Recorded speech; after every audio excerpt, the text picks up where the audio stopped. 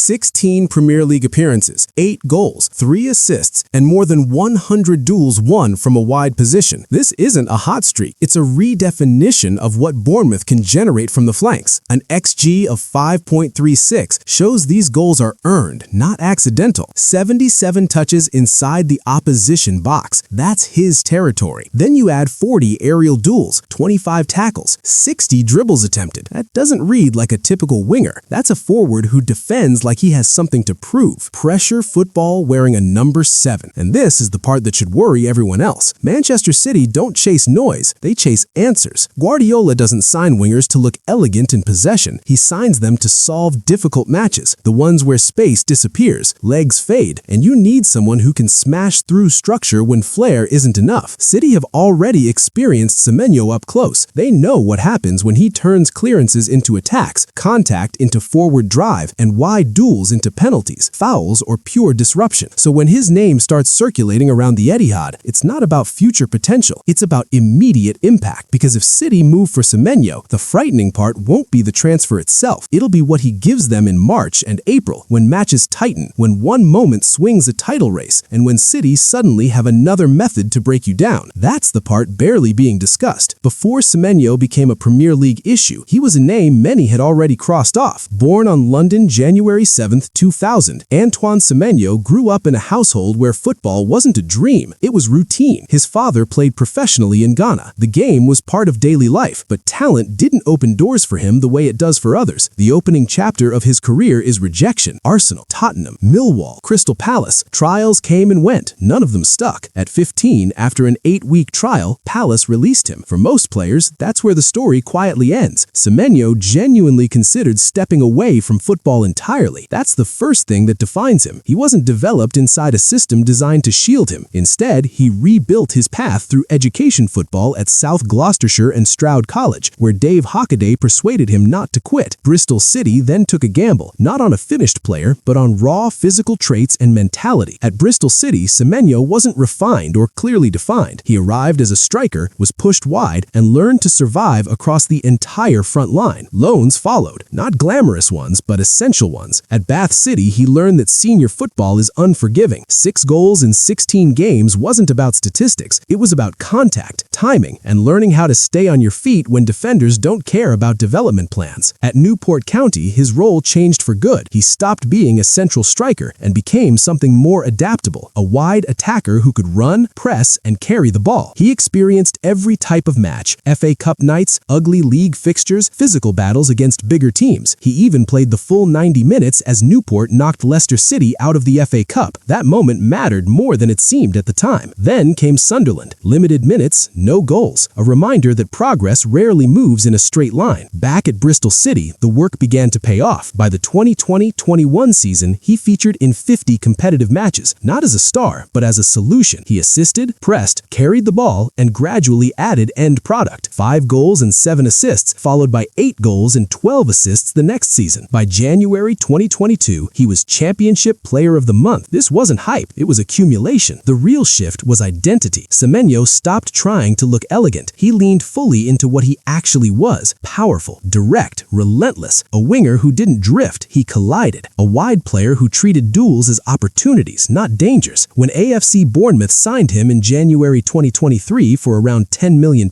they weren't buying output, they were buying a profile built to survive Premier League contact. And that context matters, because nothing about Semenyo's rise suggests fragility. He wasn't fast-tracked, he wasn't protected, he didn't come through an elite academy where mistakes are hidden. He came through rejection, positional confusion, and loan spells that didn't flatter him, in environments where you either adapt or disappear. By the time he truly arrived in the Premier League, he wasn't learning how to cope. He already knew. That background explains everything that followed: the pressing, the duels, the goals born from chaos rather than choreography. It explains why his game scales up instead of falling apart, and it explains why certain clubs, especially those obsessed with control under pressure, are watching closely now. Because players who come through this route learn something early. Football isn't about looking comfortable, it's about staying functional when it isn't. And Semenyo learned that long before anyone linked him to Manchester City. When Bournemouth signed Antoine Semenyo, they didn't try to soften him, they refined him. Under Andoni Iraola, Bournemouth became one of the most uncomfortable teams in the league to face, not because they dominate dominate possession, but because they dominate the moment you lose it. Irala's football is about stress, immediate pressure, short recovery distances, turning loose touches into transition chances before the opponent can reset. That's where Semenyo becomes dangerous. At 6'1", strong through his hips and shoulders, he can sprint into contact and stay balanced. That matters. Many wide players press quickly, then bounce off. Semenyo presses through defenders. When the ball breaks loose, he's already moving forward, not resetting. That's how disorder turns into opportunity. In possession, Bournemouth don't ask him to slow the game down. They ask him to tear it open. His role is deliberately vertical. When the ball comes to his side, the instruction isn't to recycle possession. It's to carry, commit, and collapse the defensive structure. This season alone makes the point clear. In just 16 league games, he's produced 8 goals and 3 assists. His XG of 5.36 isn't padded, it's justified. And those 77 touches in the opposition box show Bournemouth aren't parking him on the touchline for decoration. He's arriving where damage is done. More importantly, the physical data supports it. Over 100 duels won, 40 aerial battles claimed, 60 dribbles attempted, not for show, but to force the defensive block backwards. This isn't flair football, it's power applied at speed. That's why Bournemouth's transitions feel so aggressive. When they regain the ball, they don't spread wide and pause. They surge forward. Semenyo becomes the outlet that converts defense into attack in a single action. He can receive the ball with a defender already leaning into him, roll the contact, and still carry it 20 yards into open space. That combination is rare, and this is where the conversation subtly shifts, because what Bournemouth are getting from Semenyo isn't just output, it's dependability under pressure. He provides vertical threat without tactical recklessness. He doesn't abandon structure to chase moments. He runs hard when the team needs relief. He tracks back without being asked. He can operate on either wing, drift inside as a second striker, or act as a release option when Bournemouth are pinned deep. That role flexibility matters. Against high-pressing teams, he becomes the long outlet. Against low blocks, he attacks the half spaces and crashes the box. Against sides that have overload wide areas, he pulls defenders inside and opens lanes for runners beyond him. This is the part that gets missed when people focus only on his goals. City don't just buy production, they buy control within chaos. Semenyo's defensive work rate, 25 tackles this season, multiple recoveries in his own third, isn't a bonus. It's core to the profile. Guardiola's wide players don't get exemptions. They're expected to press, block lanes, and recover position without disrupting the shape. Semenyo already does this in a far harsher system. What Bournemouth have done, whether intentionally or not, is strip away the excess. They've taken a raw, powerful attacker and taught him timing, when to explode and when to pause, when to sprint and when to pin, when to attack space and when to protect it. That's why his game no longer looks wild, it looks deliberate. And that's why, if you're paying attention, the interest from Manchester City makes sense long before any offer appears. Because the unsettling thing isn't that Semenyo scores goals, it's that he already plays like someone trusted to decide games without breaking systems. If Guardiola wanted highlights, he'd sign dribblers. If he wanted noise, he'd sign stars. He doesn't. Pep signs functions. That's the first mistake people make when they hear City linked with Antoine Semenyo. They frame it as an aesthetic move, a power winger, a chaos option. In reality, it's the opposite. This is about control, specifically control inside disorder. Guardiola's wide players aren't there to hug the touchline or rack up take-ons for entertainment. They're there to solve specific problems across different phases of a match. Sometimes the problem is a low block. Sometimes it's an aggressive press. Sometimes it's game management when City are ahead and need to keep opponents pinned without overcommitting. Semenyo fits that logic cleanly. Start with the most important Guardiola principle, positional reliability. City's wingers aren't free agents. They stretch the back line, but they also act as pressure valves. When City are boxed in, the winger must receive under contact, protect the ball, and either progress play or win a foul. That's not optional. It's structural. This is where Semenyo stands out. At Bournemouth, he's already doing the hardest version of this role. He receives with defenders tight, absorbs contact, and stays on his feet. His duel numbers this season, over 101, 40 aerials claimed, aren't winger fluff. They're survival metrics. They show he doesn't lose the ball when matches turn physical. In a Guardiola system, that translates directly into territorial control. City don't just want to attack you, they want to trap you. A winger who can pin a fullback, resist pressure, and still move play forward allows City to recycle possession higher up the pitch. It keeps opponents defending instead of countering. Semenyo's ability to carry the ball through contact does exactly that without relying on risky passes. That's why this isn't about replacement. He doesn't replace Jeremy Doku. Doku is City's destabilizer. equalizer. He stretches teams horizontally, forces double teams, and disrupts defensive timing with raw acceleration. Semenyo offers something else. He compresses teams vertically. Where Doku isolates, Semenyo advances. Where Doku creates separation with speed, Semenyo creates advantage through strength and timing. One pulls defenders wide, the other drives them back. Used together, they stress defenses in two directions, exactly how Guardiola likes to attack. The same logic applies to Phil Foden. Foden thrives when he can drift, combine, and arrive late in the box. That freedom depends on someone else holding width or physically occupying defenders. Semenyo can do that without demanding the ball. He doesn't need to orchestrate, he enables. And then there's the defensive side, the element that usually decides Pep's signings in the end. Guardiola's wingers are required to defend space, not just mark opponents. They shut down angles, cut off passing lanes, slow fullbacks, and steer play into zones where midfielders like Rodri can step in and assert control. Semenyo already shows this understanding. His pressing isn't wild or impulsive. He doesn't sprint past the ball. He approaches on a curve, seals the inside channel, and forces play wide. That's straight out of the Guardiola handbook, and he's learned it in a far less organized environment. At City, that same work becomes sharper, shorter, and perfectly synchronized. Another crucial element is vertical threat without tactical recklessness. City have spent years managing risk. They want penetration, but not turnovers that expose their rest defense. Many explosive wingers fail here. They beat one man, lose the ball, and suddenly the whole structure is exposed. Semenyo doesn't operate that way. His choices are aggressive, but controlled. His XG of 5.36, paired with 8 goals this season, shows he shoots early and decisively, not hopefully. He attacks the box with intent. He doesn't hover on the edge waiting for scraps. He commits, and that matters deeply in Guardiola's late-game management. When City are leading 1-0 and the opponent starts to stretch the game, Pep doesn't want disorder. He wants managed danger, a player who can run channels, occupy defenders, draw fouls, and still punish mistakes. That's Semenyo's profile. He can play on either flank. He can drift inside as a second striker in transition. He can function as a relentless outlet when City want to rest with the ball higher up the pitch. Most importantly, he can do all of this without forcing the team to reshape around him. That's the real indicator. Guardiola rarely signs players who demand adaptation. He signs players who amplify what already exists. Semenyo strengthened City's ability to win uncomfortable matches, away fixtures, physical contests, late-season games where legs are heavy and margins are tight. He gives City a way to sustain pressure without chasing perfection. Another solid addition to an already deep squad. And that's precisely why it's dangerous. Because Guardiola doesn't build teams for August. He builds them for March. That's when the league changes texture. Matches tighten. Space vanishes. Opponents stop pressing high and start sitting deep. Margins shrink. Touches get heavier. Second balls decide outcomes. That's where profiles like Semenyo begin to matter. Not because they dominate matches, but because they finish resistance. A winger who can carry through contact when legs are gone. An outlet who can hold territory when the stadium is tense. A forward who doesn't need an open game to hurt you. Those players don't trend in September. They decide titles in April. And by the time everyone realizes it, the damage is usually already done.